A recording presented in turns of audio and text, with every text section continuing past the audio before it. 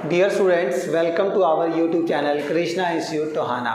और आज इस लेक्चर में आज हम करेंगे क्लास +1 का स्टैटिक्स टॉपिक। स्टैटिक्स में आप जानेंगे कि स्टैटिक्स क्या है और उसके अंदर किस चीज़ों को हम इंक्लूड करते हैं। तो ये रहा हमारा आज lecture 2 statics for class +1 commerce economics. तो आप देखिए सभी कि जो स्टैटिक्स है, सबसे पहले हम ये जान लेते हैं कि स्टैटिक्स होता क्या है, यानी कि आंकड़े यानी कि डाटा। देखिए आप एक बात ये चीज़ नोट कीजिए कि अगर आप किसी भी फॉर्म में हैं या किसी भी इंडस्ट्री से रिलेटेड हैं या किसी भी छोटी संस्था में हो या बड़ी में हो, आपको सबसे इंपॉर्टेंट चीज़ आती है हमारे फैक्ट्स यानी कि हमारा डाटा। हमें वो डेटा चाहिए होता है। आप चाहे अकाउंट्स पढ़ें, चाहे इको पढ़ें, बिजनेस करें या किसी भी फॉर्म में किसी तरह की भी आप पोस्ट पे क्यों ना हो, आपको डेटा यानी कि आंकड़ों की आवश्यकता जरूर पड़ती है। बट उन आंकड़ों को कैसे अरेंज किया जाए, कैसे उन्हें दिखाया जाए, ये सब बातें किसमें सिखाई जाएंगी? आपको स्टैट्स में दिखाई जाती हैं। हम अपने आंकड़ों को, अपने डेटा को किस तरह से बढ़िया तरीके से लोगों तक रिप्रेजेंट कर सकते हैं। अब देखिए अपने आंकड़ों को, मेरे पास कुछ डेटा है, देखो मैंने आपके सामने ये बोर्ड पर इस तरह से लिख दिया है कि आपको हर तरह की नॉलेज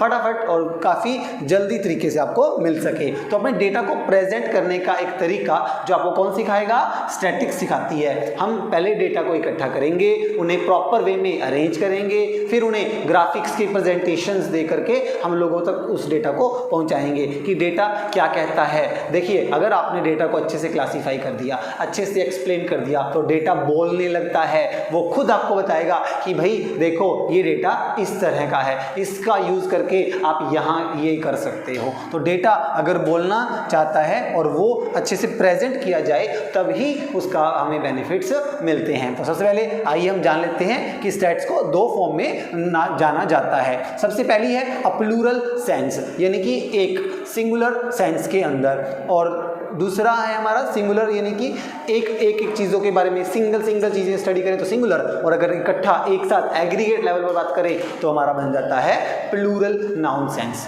अब बात करते हैं हम ये प्लूरल क्या है। तो प्लूरल सेंस क्या होती है? एक ऐसी सेंस जिसमें हम जो डेटा है उसे क्या लिया जाता है? एग्रीगेट यानी कि एवरेज बेसिस पर लिया जाता है। एक एग्जांपल ले लेते हैं, जैसे मैंने लिखा पॉपुलेशन यानी कि जनसंख्या। जनसंख्या क्या है? जनसंख्या जैसे ही मैंने वर्ड बोला, एक एरिया की जनसंख्या होगी। एक एरिया यानी कि एक सिटी हो सकती है, एक स्टेट हो सकती है, डिस्ट्रिक्ट हो सकती है या एक पूरा नेशन हो सकता है। तो आपको उसकी पॉपुलेशन बतानी है तो ये क्या हो जाएगा? हमारा एग्रीगेट फैक्ट्स होंगे, यानी कि एक प्लूरल नाउन की बात हो रही है, हमारे स्टैट्स की बात हो रही है। अगर मैंने आपको बोला एक इंसान है, उसकी 2 टांगे हैं, तो ये क्या है? स्टैट्स नहीं है भाई। क्यों नहीं है? ये तो बड़ी कॉमन बात है। डेटा ये इकट्ठा करने की जरूरत नहीं है, ये तो हमें कॉमन सेंस वाली बात है। तो ये क्या नहीं होती? स्टैट्स नहीं होती। स्टैट्स ये होती हैं पॉपुलेशन, यानी कि बात करें अगर हम एक सिटी की, तो इस सिटी में कितनी पॉपुलेशन है, एक पूरी डिस्ट्रिक्ट में कितनी पॉपुलेशन है। बात करें एम्प्लॉयमेंट की, यानी कि रोजगार,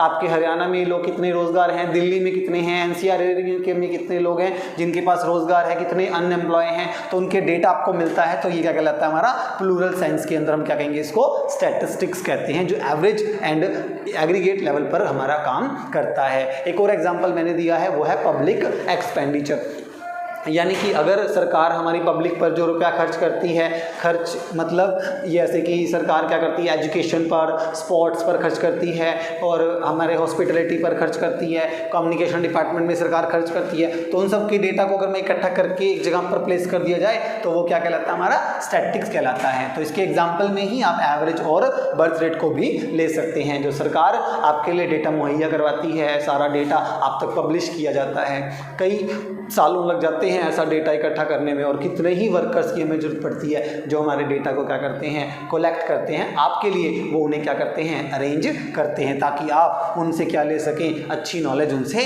जान सकें। अब मैं आपको दोबारा रिपीट कर देता हूँ, स्टैटिक्स में सबसे इंपॉर्टेंट चीज़ होती है हमारा डेटा। हमें क्या करना होता है? उस डेटा को सबसे पहले क्या करते हैं? उस डेटा को कलेक्ट किया जाता है एक सिस्टमेटिक मैनर के अंदर। जब आप उसे कलेक्ट कर लेते हो तो ऐसा आंकड़ा आपको क्या करेगा? नॉलेज नहीं देगा। आप उसे क्या करेंगे? सबसे पहले अच्छे तरीके से उन्हें स्टेप बाय स्टेप उन्हें अरेंज करेंगे, क्लासिफाई करेंगे, ताकि वो डेटा खुद आपको बताए, समझा दे कि हाँ भाई देखो ये चीज़ आपने कलेक्ट की है। इसका आप इस तरह से यूटिलाइज कर सकते हैं। तो डेटा क्या कहलाता है हमारा, सिंगुलर सेंस और प्लूरल सेंस में दो पार्ट में डिवाइड हुआ है। पहला प्लूरल जिसमें एवरेज बर्थ रेट वगैरह ये चीज़ें आ जाती हैं, जो हमारे एग्जाम्पल मैंने आपको दिए, पॉपुलेशन हो गया, एम्प्लॉयमेंट हो गया और पब्लिक के एक्सपेंडिचर्स हो चुकी हैं। ये सारी चीज़ें क्या कहलाती हैं, हमारी स्टैटिस्टिक्स कहलाती हैं एज अ प्लूरल नाउन के अंदर। आज हम जान लेते हैं इनकी फीचर्स क्या होती हैं। अब सबको क्लियर हो गया कि स्टैट्स क्या है, हमारा ऐसा डेटा जो हमें क्या देने वाला है, इंफॉर्मेशन प्रोवाइड करेगा फर्म के बारे में और हमारी इंडस्ट्रीज के बारे में, हमारे इंडिया की इकोनॉमी के बारे में। तो डेटा को एग्रीगेट लेवल पर हम इकट्ठा करके उन्हें अरेंज कर देंगे, क्लासीफाई करेंगे, वो हमारा कहलाएगा स्टैटिस्टिक्स। अब बात करते हैं इसकी फीचर्स की। फीचर्स क्या होती हैं, जब आपने स्टैट्स किया प्लूरल नाउन में, तो हमने जो डेटा इकट्ठा किया है या जो भी हम अरेंज कर रहे हैं, जो भी हम काम करेंगे, उनकी क्या फीचर्स रहेंगी, क्यों हम ऐसा करते हैं, क्या हमारा बेनिफिट्स इसके लिए रहेगा। तो जब भी बात करें फीचर्स की, फीचर्स में हम सारी इंपॉर्टेंस डाल दी जाती हैं, इसी से हमें पता चलता है इनकी मेरिट्स और डीमेरिट्स के बारे में। सबसे पहले फर्स्ट पॉइंट हम ले लेते हैं, वो है हमारा एग्रीगेट्स ऑफ फैक्ट्स, यानी कि जब भी आप डेटा इकट्ठा करते हो तो उन डेटा की एक खासियत ये भी होनी चाहिए कि वो डेटा क्या कहलाएगा, हमारा एग्रीगेट्स ऑफ फैक्ट्स होगा। यानी कि हर चीज़ की, वो पूरी पॉपुलेशन, जितना भी डेटा आपने कलेक्ट किया है उस सभी की क्या लेनी है, हमें एवरेज लेनी है, यानी कि एग्रीगेट लेवल पर लिया जाता है। फॉर एग्जाम्पल, मैं आपके सामने एग्जाम्पल रखता हूँ, मैंने लिखा भी है 50 स्टूडेंट्स मार्क्स, यानी कि आपकी क्लास में मान लीजिए 50 स्टूडेंट्स हैं, वो अलग अलग सब्जेक्ट्स पढ़ते हैं, मैंने उनके मार्क्स को कलेक्ट कर लिया, उनके मार्क्स को नोट कर दिया। तो जब मैं उनके मार्क्स लिख लेता हूँ, 20 सब्जेक्ट में सबके अलग अलग मार्क्स में आते हैं, ठीक है ना, तो मैंने क्या किया, उनका निकाल के एक एवरेज निकाल दी भी, इस क्लास में सभी बच्चों के मार्क्स 50 से ऊपर हैं और 80% के करीब करीब हैं, तो वो मैंने एवरेज निकाल दिया। तो ये क्या कहलाता है, एग्रीगेट्स ऑफ फैक्ट्स। इससे क्लास की हमें ये पता चल जाती, जानकारी मिल जाती है कि इस क्लास में बच्चे किस तरह के हैं, एवरेज हैं या बहुत हाई क्लास के हैं, काफ़ी अच्छी नॉलेज वाले हैं, या फिर बहुत पुअर परफॉर्मेंस वाले बच्चे हैं। अगर मैं बात करता हूँ एग्रीगेट लेवल पर 85% आया, तो यानी कि सभी बच्चे क्या माने गए हैं, एवरेज से काफ़ी ऊपर माने जाते हैं। तो ये से कहते हैं एग्रीगेट्स ऑफ फैक्ट्स। जब स्टैट्स में हम डेटा को कलेक्ट करते हैं तो हम इसी तरह से उन्हें अरेंज करते हैं। तो हमारा फर्स्ट पॉइंट हो गया एग्रीगेट ऑफ फैक्ट्स, जिसमें हम सभी डेटा की एग्रीगेट वैल्यू निकाली जाती है, एवरेज बेस पर उन्हें, एवरेज बेसिस पर ही मतलब उन्हें क्लासीफाई किया जाता है।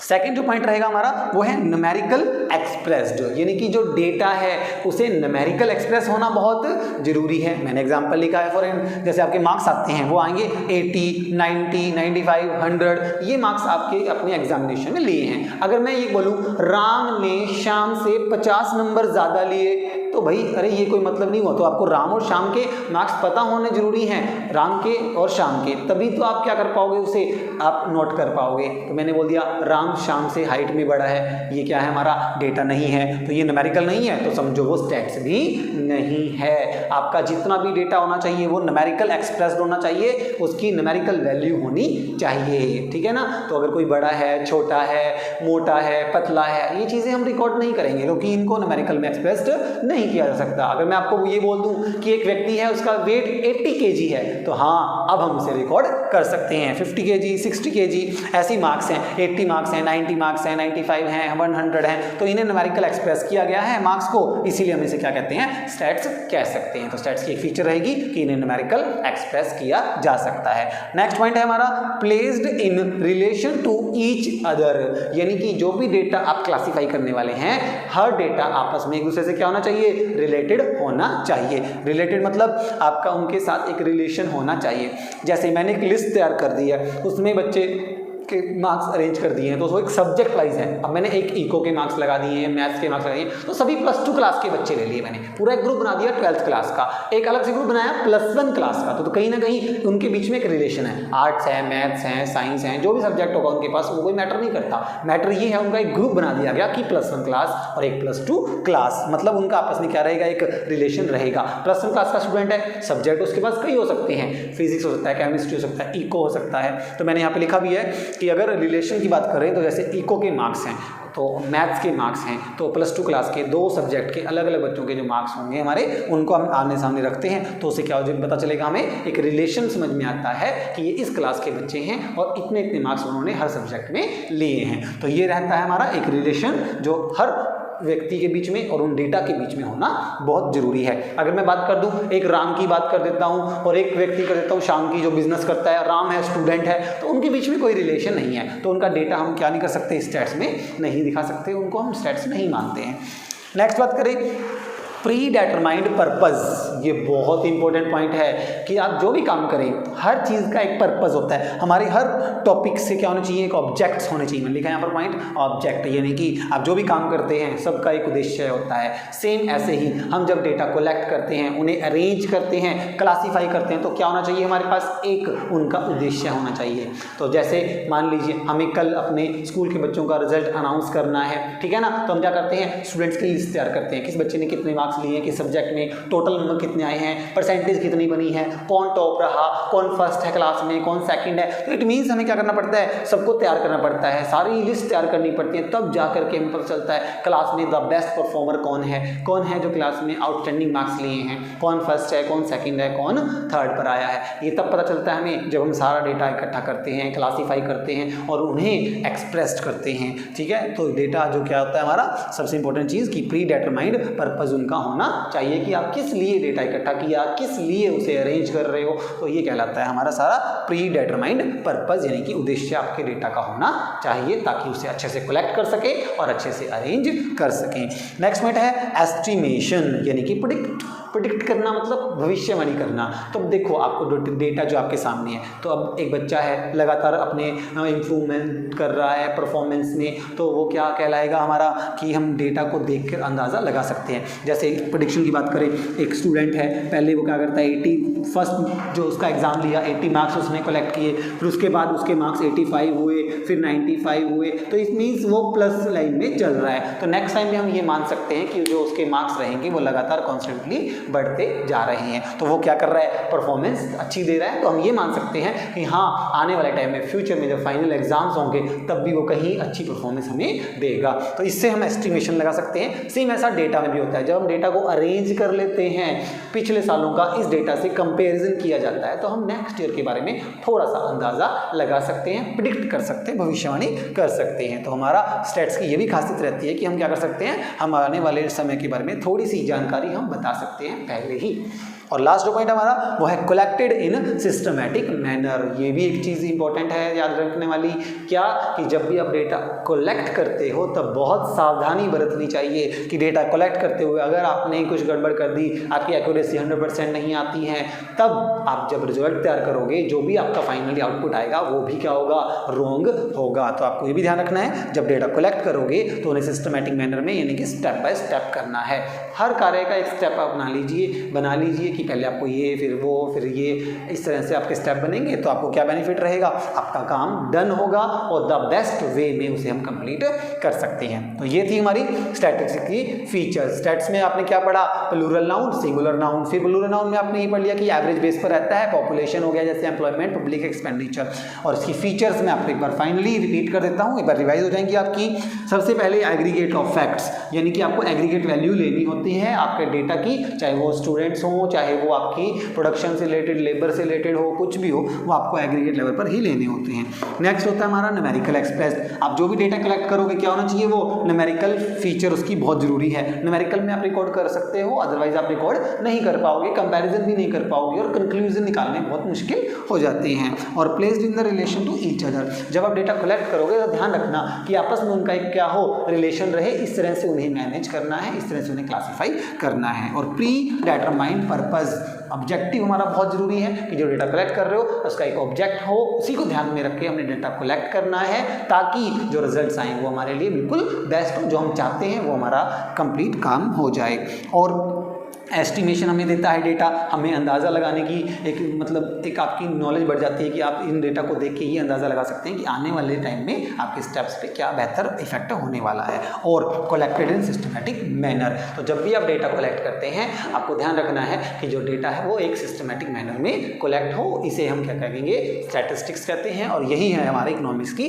स्टार्टिंग। तो आपको हम ये पूरी बुक में हम इसी को क्या करने वाले हैं, फुली एक्सप्लेन करने वाले हैं, इसके जो तरीके हैं, कैसे हम डेटा को प्रेजेंट करते हैं। तो स्टैटिस्टिक्स में आपका ये टॉपिक आपका इंट्रोडक्शन का रहेगा। Thank you so much.